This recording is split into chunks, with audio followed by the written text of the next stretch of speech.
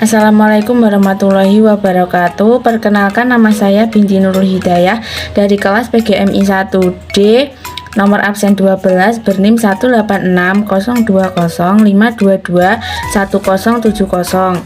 Dan saya di sini akan mempresentasikan materi yang berjudul konteks sosial dan perkembangan emosional. Bahasan yang akan saya sampaikan ada 3, yaitu yang pertama adalah teori kontemporer, yang berarti teori ini dipilih untuk cara komprehensif yang digunakan untuk mengatasi konteks sosial di mana anak-anak berkembang. Ini menurut Brenner. Dan perubahan besar dalam perkembangan sosio-emosional anak, ini menurut Erikson. Baik, selanjutnya yang A, teori ekologi Brenner. Ada 5 sistem lingkungan teori ekologi Brenner. Yang pertama, mikrosistem adalah lingkungan yang paling kecil dan langsung dihadapi anak, yaitu lingkungan di mana ia hidup dan bertemu dengan orang-orang yang berinteraksi secara langsung. Mikrosistem mencakup rumah, sekolah, atau penitipan anak, kelompok teman sebaya, atau lingkungan komunitas dari sang anak. Interaksi di dalam mikrosistem biasanya dilibatkan keterlibatan pribadi dengan keluarga, teman sekelas, guru yang memberi pengaruh kepada anak. Yang kedua yaitu mesosistem, meliputi interaksi antar mikrosistem yang berbeda di mana seorang anak berada. Pada intinya, mesosistem adalah suatu sistem yang berbentuk mikrosistem dan melibatkan hubungan antara rumah dan sekolah, teman sebaya dan keluarga, atau antara keluarga dan sekolah dalam psikologi perkembangan. Bermain dengan teman sebaya dengan relasi yang baik dapat mengurangi tekanan pada anak, meningkatkan perkembangan secara kognitif, dan lain sebagainya. Contoh lain, ketika seorang anak diabaikan oleh orang tuanya, ia mungkin akan mengalami kemungkinan kecil untuk mengembangkan perilaku yang positif terhadap gurunya, merasa canggung dengan teman sekelasnya, dan menarik diri dari pergaulan. Dan yang ketiga yaitu ekosistem adalah berkaitan dengan hubungan yang mungkin terjadi antara 2 atau lebih setting lingkungan. Salah satunya kemungkinan bukan lingkungan yang melibatkan seorang anak, namun tetap mempengaruhinya walau bagaimanapun. Orang lain atau tempat lain yang tidak berinteraksi secara langsung dengan anak, namun tetap dapat mempunyai pengaruh kepada anak, meliputi ekosistem tersebut. Ketahuilah juga mengenai psikologi lingkungan dalam psikologi lingkungan dan faktor situasional dalam psikologi komunikasi. Yang keempat yaitu makrosistem adalah lingkungan yang paling besar dan jauh dari orang-orang dan dapat yang masih dapat memberikan pengaruh signifikan pada anak adalah makrosistem. Lingkungan ini tersusun akan pola budaya dan nilai-nilai yang sang anak, khususnya keyakinan dan ide dominan anak sebagaimana sistem politik dan ekonomi. Konteks budaya akan melibatkan status sosial dan ekonomi dari seseorang atau keluarganya, etnis atau ras.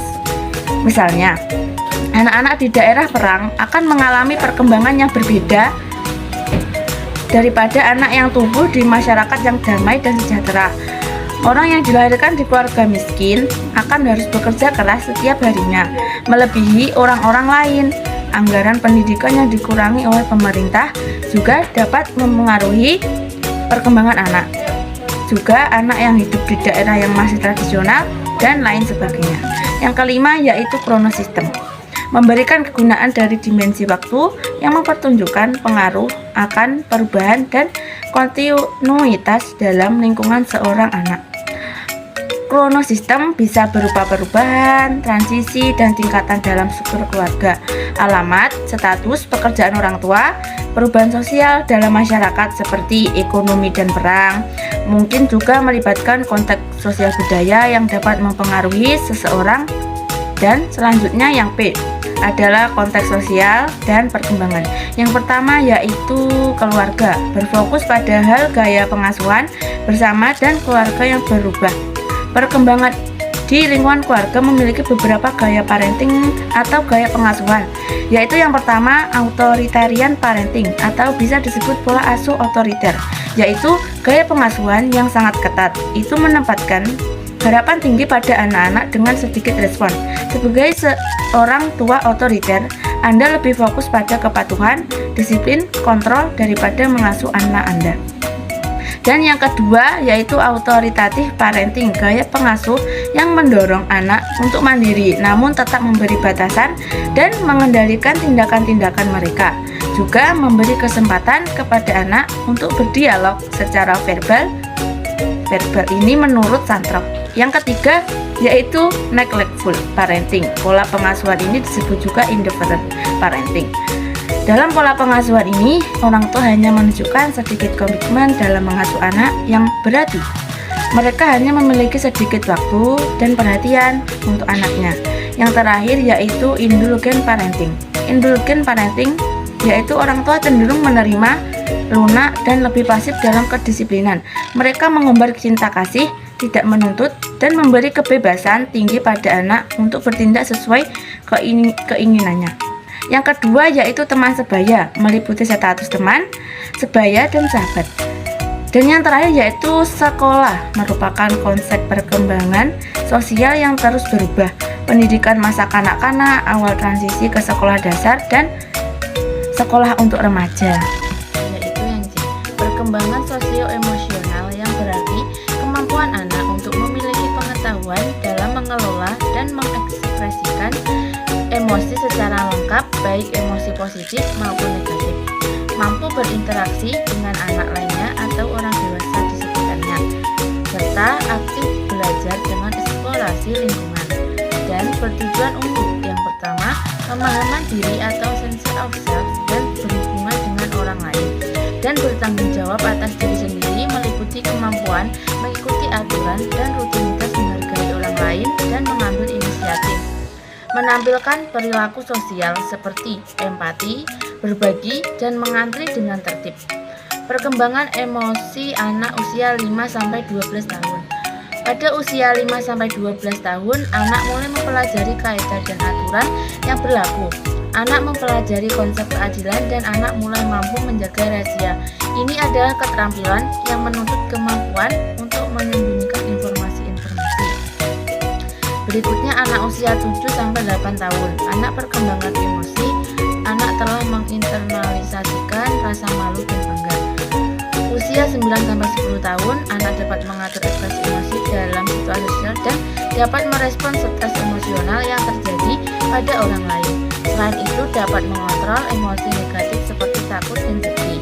Anak belajar apa yang membuat dirinya sedih, marah, atau takut, belajar sehingga beradaptasi agar emosi tersebut dapat dikontrol.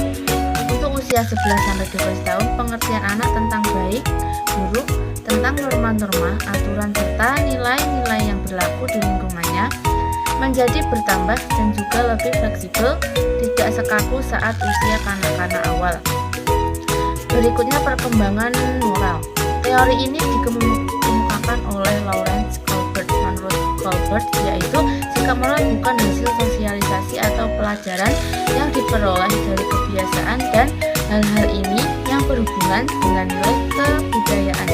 Dan menurut Jan Frase, yaitu pendekatan organismik atau melalui tahap perkembangan yang memiliki urutan pasti yang berlaku secara universal.